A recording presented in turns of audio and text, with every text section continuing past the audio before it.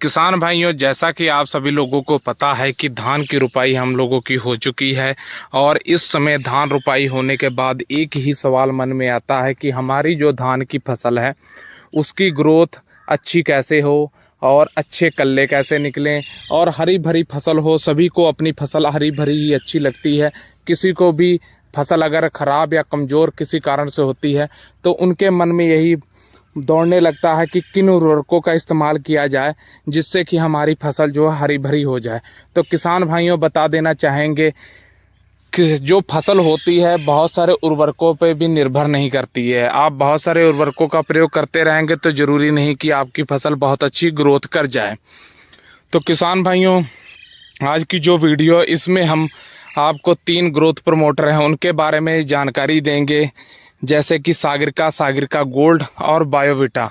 इन तीनों ग्रोथ प्रमोटरों में से आपकी धान की फसल के लिए कौन सा ग्रोथ प्रमोटर सबसे अच्छा रहेगा और इन ग्रोथ प्रमोटर से क्या आपकी फसल को कोई फ़र्क पड़ेगा या ग्रोथ अच्छी होगी, पूरी जानकारी देंगे। किसान भाइयों, जैसा कि आप सभी लोगों को पता है, हम जब धान की रुपाई करते हैं तो नॉर्मल खाद जो होती हैं, उर्वरक होते हैं, वो अपनी सामान्य खादें जो हैं डालते आ रहे हैं और डाल रहे हैं। जैसे कि हम लोग रोपाई से लेकर डीएपी खाद हो गई, यूरिया हो गई, सिंगल सुपर फास्फेट हो गई, जिंक हो गई, सल्फर हो गई, इन खादों का हम प्रयोग करते रहते हैं। बहुत कम किसान भाई हैं जो खाद उर्वरकों के साथ ग्रोथ प्रमोटर का प्रयोग करते हैं। ग्रोथ प्रमोटर असल में होते क्या है कि हमारी धान की फसल किसी कारणवश अगर बैठ गई है, अच्छे से चल नहीं रही है, तो उस समय ग्रोथ प्रमोटर का इस्तेमाल किया जाता है। किसान भाइयों, जो धान की फसल होती है ये रुपाई से लेकर तकरीबन 40 दिन तक ही ग्रोथ अच्छी करती है। अगर इन्हीं दिनों में हम अपनी धान की फसल पे अच्छे से ध्यान नहीं देते तो हमारी फसल जो है वो अच्छी तरह से ग्रोथ नहीं करती है। तो हम बताएंगे कि जो ग्रोथ प्रमोटर है आप कितनी बार दे सकते हैं। वैसे तो आपको ग्रोथ प्रमोटर जो है, अगर फसल अच्छी है तो 1 बार ही देना चाहिए।